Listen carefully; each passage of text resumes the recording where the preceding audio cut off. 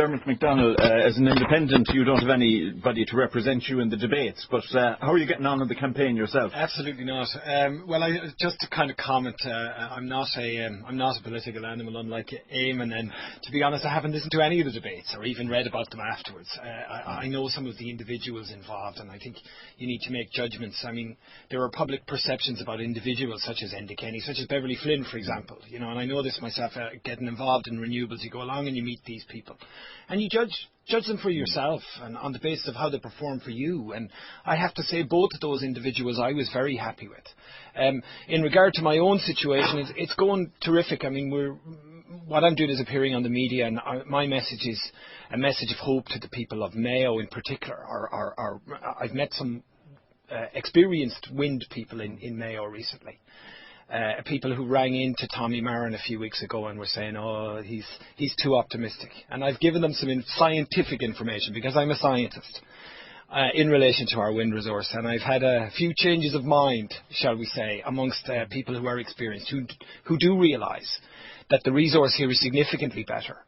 The data, the best data, is in the possession of Bord na Móna. The County Council voted 28-0. Thank you, Michael. To vote, to ask Bord na Móna for their data, and Bord na Móna seem to believe that we don't have any interest in that, right? It's production information about a natural resource. They don't seem to have learned anything about Corrib.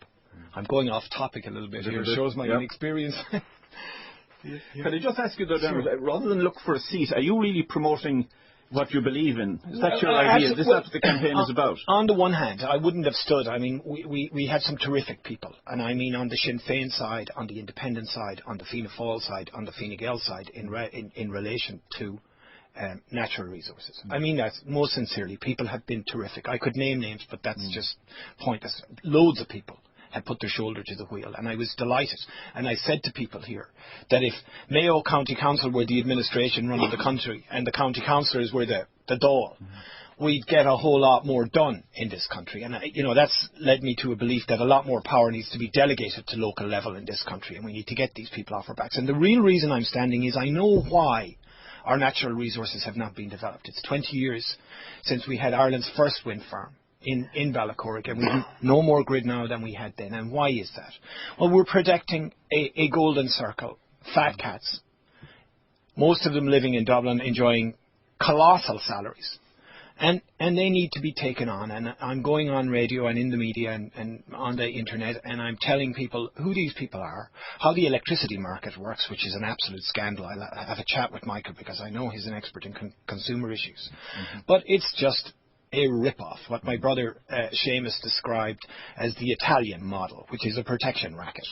In other words, they will put the lights out on us, right, unless we pay them, right, and we are paying them. The chairman, the CEO of the ESB gets $750,000 in the last accounts, up 97,000 on the previous year, up 217,000 on the year before that.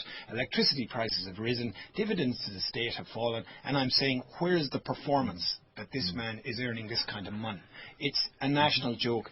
The sad thing about it is the other energy semi-states are watching their big brother, and they're developing the same kind of swagger, so that when Mayo County Council turned around to Bord na Móna and said, we're doing a policy review, can we have the data please? They simply said no.